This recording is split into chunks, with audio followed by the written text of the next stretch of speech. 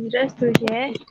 Kami dari kelompok 4 akan memaparkan materi UROK 19 buku Cepnik. Anggotanya terdiri dari saya sendiri, Alfiah Kurnia, lalu ada Devita Johan, Dewi Indah Kartika, dan Rais Pandu. Di UROK 19 ini terdapat 5 materi. Yang pertama, sistem temporal kata kerja. Yang kedua, deklinasi kata benda. Yang ketiga, kasus-kasus dalam bahasa Rusia. Yang keempat, kata ganti dalam bahasa Rusia. Dan yang kelima, kalimat kompleks. Yang pertama, sistem temporal kata kerja. Kata kerja dibagi menjadi dua, ada Xavier-Senevit atau imperfektif. Yang kedua ada Xavier-Senevit atau perfektif. Xavier-Senevit atau imperfektif yang artinya bentuk tidak sempurna, baik situasi kebiasaan atau situasi dilihat dalam durasinya, yang berarti kebiasaan yang terus-menerus. Dan Xavier-Senevit yaitu perfektif atau bentuk sempurna dan bentuk selesai, yaitu yang mengindikasikan pekerjaan yang akan selesai atau telah selesai. Dalam gelagola atau kata kerja ini dibagi lagi menjadi 5. Ada infinitif, prasetya vremya atau masa lalu, nastaya vremya atau masa kini, budusya vremya atau masa yang akan datang, dan imperatif.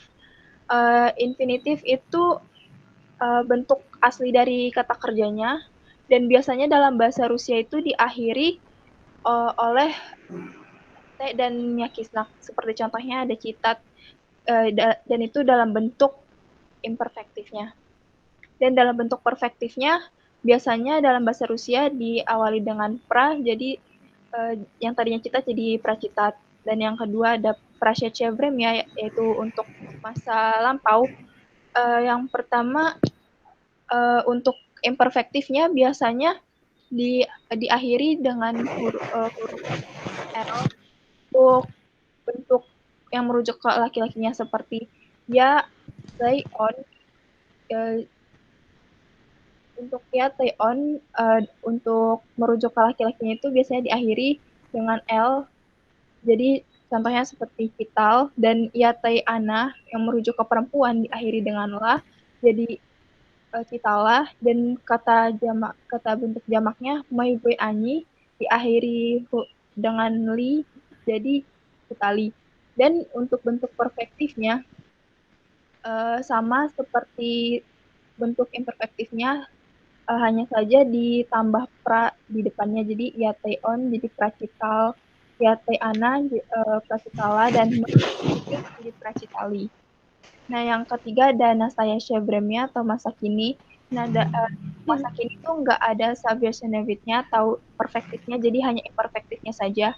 Dan imperfektifnya ini akhirnya berubah sesuai kata ganti orangnya, seperti ya, citayu, belakangnya yu, tei belakangnya yes jadi citayes, on ana belakangnya yet jadi kitayet, ani belakangnya yut jadi citayut, Mei belakangnya yem jadi citayem, dan boy belakangnya yece jadi citayece. Dan keempat ada budusya vremya atau masa yang akan datang. Nah, untuk imperfektifnya, masa yang akan datang ini tidak tidak diganti dengan huruf akhirannya tidak diganti, tetapi ditambah dengan bujes gitu, kayak ya ditambah dengan buju, teh ditambah bujes, jadi ya budu citat, teh bujes citat, terus on ana bujet citat, mai bujem citat, wei bujet citat, ani budut citat. Dan untuk kata perfektifnya tidak ditambahkan budu-budes seperti itu, tapi akhirnya pada imperfektif, seperti contohnya pracita jadi pracitayu, ya pracitayu, tei pracitayesh, on ana pracitayet, mai pracitayem, boy pracitayete, ani pracitayut. Dan yang terakhir ada imperatif, untuk merujuk ke kalimat perintah, dan akhirnya diganti dengan kita jadi citai, dan citai untuk dalam bentuk netral dan citai T jamaknya, dan bentuk perfektifnya juga sama, pracita titik pracitai, pra, pra, sama pracitai C untuk bentuk jamaknya. Dan dalam kata kerja, untuk kata kerja imperfektif perfektif tidak semuanya sama, dan perfektifnya itu tidak semuanya ditambah dengan pra, tapi ada juga yang berbeda, seperti contohnya ada pisat jadi napisat, ada gawarit jadi skazat, dan yang lain sebagainya bisa dilihat sendiri dalam paparan. Selanjutnya adalah deklinasi kata benda atau sekelilingnya ingin sukses detail. Deklinasi kata benda merupakan perubahan bentuk sebuah kata, dalam hal ini kata benda, karena kondisi-kondisi tertentu yang terkait aturan kata bahasa. Pada bahasa Rusia memiliki sistem deklinasi kata benda yang dibedakan dari jenis kelamin, yaitu maskulin rod, zenski rod, dan sredni rod, yaitu maskulin, feminin, dan netral, dan dapat berubah mengikuti kasusnya. Yang pertama adalah immunitas pages atau kasus nominatif. Pada kasus ini, bentuk tunggal dari maskulin rod sendiri berakhiran dengan huruf konsonan ikrat koya dan nyakisnak. Sementara dari zenski rod berakhiran a dan ya, dan sredni rod akan berakhiran o dan y. Sementara dalam bentuk jamaknya akan berakhiran ei, i, dan a. Selanjutnya adalah radically pages atau kasus genetif. Bentuk tunggal pada muscoirot pada kasus ini akan berubah menjadi a dan ya, dan pada bentuk jamak pada kasus ini akan berakhiran of, ye, dan yei.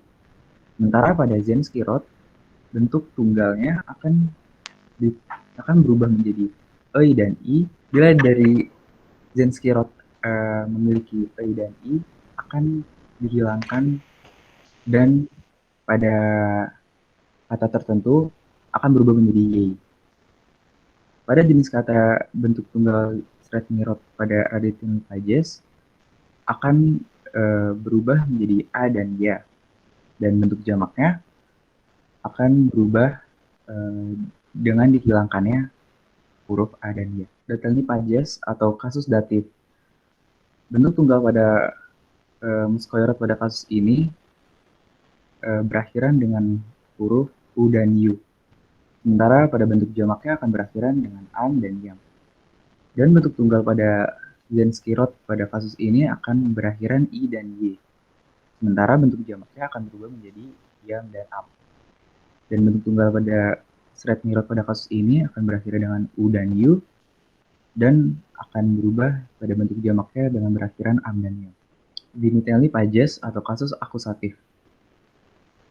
Muscoirot pada bentuk tunggal pada kasus ini akan berakhiran dengan huruf konsonan, ikrat koya, dan nyakisnak. Sementara pada bentuk jamaknya akan berakhiran ei dan i. Zenski rod pada bentuk tunggal pada kasus ini akan berakhiran u, u, dan nyakisnak. Sementara pada bentuk jamaknya akan berakhiran i, ei, dan i dan ei. Sementara pada bentuk tunggal sredni rod pada kasus ini akan berakhiran o dan y. Sementara pada bentuk jamaknya akan berakhiran a dan ya. Algoritma pages atau kasus instrumental. Bentuk tunggal muscoirot pada kasus ini akan berakhiran om dan yem, sementara bentuk jamaknya akan berubah ami dan yami. Bentuk tunggal zenski rod pada kasus ini akan berubah akhirannya menjadi o dan i, sementara pada bentuk jamaknya akan berakhiran ami dan yami. Bentuk tunggal sredni rod pada kasus ini akan berubah menjadi om dan yem, sementara bentuk jamaknya akan berubah menjadi ami dan yami. Oke, berikutnya adalah preposisi pages atau kasus preposisi. Bentuk tunggal muscoirot pada kasus ini akan berakhiran dengan huruf y, sementara bentuk jamaknya akan berakhiran dengan ah dan ya. Bentuk tunggal sredni rod pada kasus ini akan berakhiran dengan i dan y, sementara bentuk jamaknya akan berubah menjadi ya dan akan berubah menjadi ya. Sementara untuk bentuk tunggal sredni rod pada kasus ini akan berubah menjadi y, dan bentuk jamaknya akan berubah menjadi ya dan a. Kata benda dan kata sifat. Kasus ini menjawab pertanyaan keto, siapa, dan sto, apa. Contohnya, keto eta Luis, dan sto eta gazieta.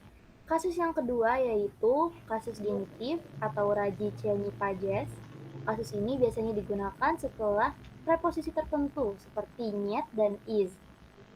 Kasus ini menjawab beberapa pertanyaan sebagai berikut, yaitu kalvonyet, siapa yang tidak? Contohnya, сейчас Дениса нет в комнате. Sekarang Denis tidak ada di kamar. Чего нет? Apa yang tidak? В городе нет университета. Di kota tidak ada universitas. У кого? Siapa punya? У Антона есть кошка. Anton memiliki kucing. Откуда? Откуда ты приехал? Из Ecuador. Dari mana kamu berasal? Saya dari Ekuador. Без чего? Tanpa apa? Я люблю чай без сахара. Saya suka teh tanpa gula. Kasus yang ketiga yaitu kasus datif atau dacilny pages. Kasus ini digunakan sebagai objek tidak langsung yang menyatakan usia dan juga menyatakan keadaan keterangan. Kasus ini menjawab pertanyaan kamu untuk siapa atau kepada siapa. Contohnya, я показала книгу учителю. Saya menunjukkan buku kepada guru. Где? Почему? Gimana? Di sepanjang apa? Contohnya, мы гуляли по парку. Kami berjalan-jalan di sepanjang taman. Когда? Kapan? Maria ходит в библиотеку по субботам. Maria pergi ke perpustakaan setiap hari Sabtu. Dan juga yang menunjukkan usia. Сколько лет Мари? Ей 18 лет. Berapa umur Maria? Dia 18 tahun. Kasus yang keempat, Винительный pages atau kasus akusatif yang berfungsi untuk menyatakan objek setelah kata kerja dan menyatakan tempat tujuan yang diikuti kata kerja gerak. Kasus ini menjawab pertanyaan kavo, siapa?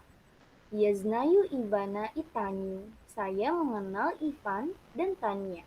Что? Apa? Tanya читает хорошую книгу.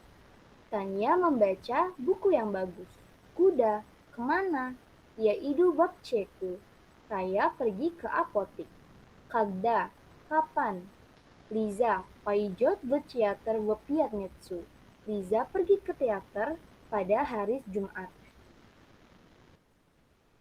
Kasus yang kelima yaitu kasus instrumental atau tuaricelny pages. Kasus ini menerangkan sesuatu yang berhubungan dengan alat dan menyatakan kalimat pasif. Kasus ini menjawab pertanyaan kian, siapa? Galina работает врачом. Galina bekerja sebagai dokter.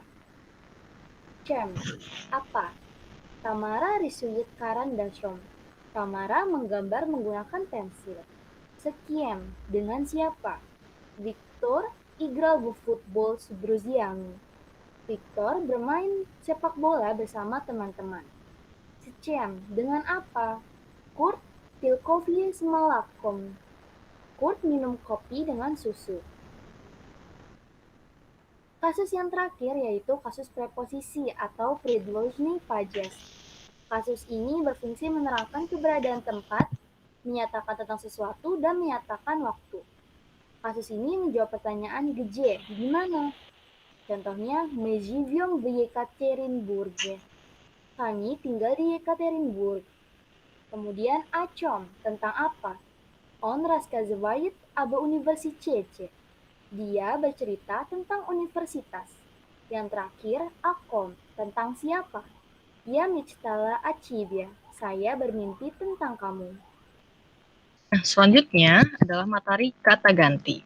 Ketika mempelajari gramatika bahasa Rusia, kita juga akan mempelajari tentang kata ganti atau местоимение. Kata ganti dalam bahasa Rusia digunakan sebagai pengganti kata benda, di mana kata ganti ini bisa merujuk pada orang atau objek. Mengapa demikian? Karena dalam bahasa Rusia semua kata benda memiliki jenis kelamin seperti yang telah kita tahu, ada mushkoy rod, женский род, dan средний род. Selain itu, tidak hanya kata benda yang berubah menyesuaikan kasus, tetapi kata ganti juga berubah menyesuaikan kasus. Mari kita ke tabel yang pertama. Nah, ini adalah untuk bentuk tunggal.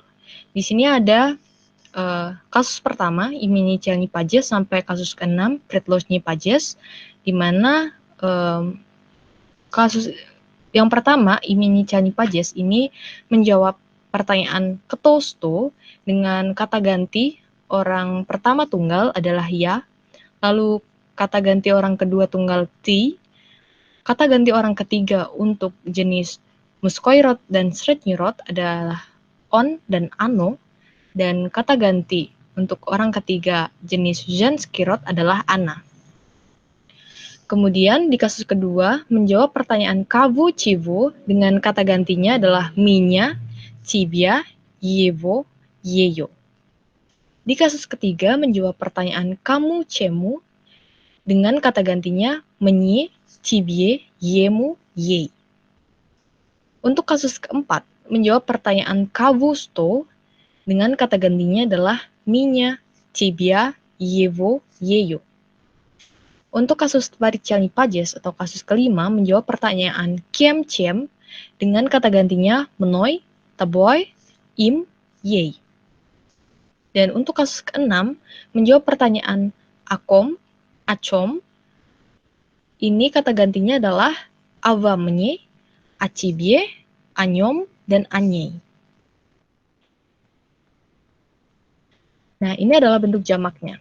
Kasusnya masih sama, имени Pajes sampai предложение Pajes, dengan pertanyaan yang dijawab juga sama seperti sebelumnya.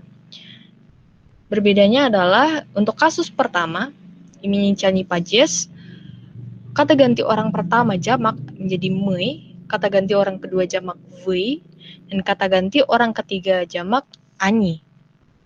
Di kasus kedua, kata gantinya adalah наш, ваш, их. Di kasus ketiga, нам, вам, им. Di kasus keempat, kata gantinya adalah наш, ваш, их. Di kasus varichalny Pajes kasus kelima, kata gantinya adalah nami, vami, imi. Dan di kasus keenam, kata gantinya menjadi anash, avash, dan anye. Nah, ini juga perlu diperhatikan, catatan, perlu hati-hati ketika menggunakannya. Untuk tabel yang paling kiri, ini adalah kasus kedua, penggunaan yevo menjadi univo, yeyo uniyo, ih uni. Lalu untuk tabel yang tengah, itu adalah kasus ketiga, penggunaan yemu menjadi panyemu, yei panyei, im panyim. Lalu tabel yang paling kanan, itu adalah kasus kelima, im menjadi senyim, yei senyei, imi menjadi senyimi.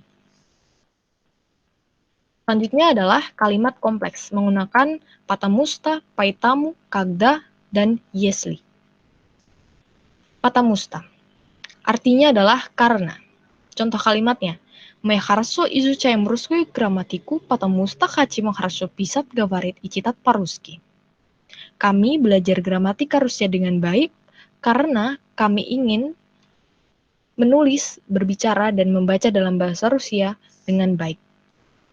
Yang kedua adalah paitamu, artinya maka dari itu, oleh karena itu. Contoh kalimatnya, мы хотим хорошо писать, говорить и читать по-русски, поэтому хорошо изучаем русскую грамматику. Kami ingin menulis, berbicara, dan membaca dalam bahasa Rusia dengan baik. Oleh karena itu, kami belajar gramatika Rusia dengan baik. Yang ketiga adalah когда, artinya ketika, saat, atau waktu.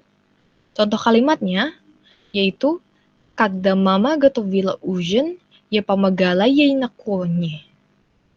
Ketika mama menyiapkan makan malam, saya membantunya di dapur. Lalu yang keempat ada если, artinya jika, kalau. Contoh kalimatnya, если у меня будет много денег, поеду летом в Россию. Jika saya punya banyak uang, saya akan pergi ke Rusia di musim panas. Nah, itu tadi merupakan paparan materi dari UROK 19. Semoga dapat membantu kawan-kawan dalam belajar bahasa Rusia. Большое спасибо за ваше внимание. Увидимся в следующий раз. Удачи вам. Пока!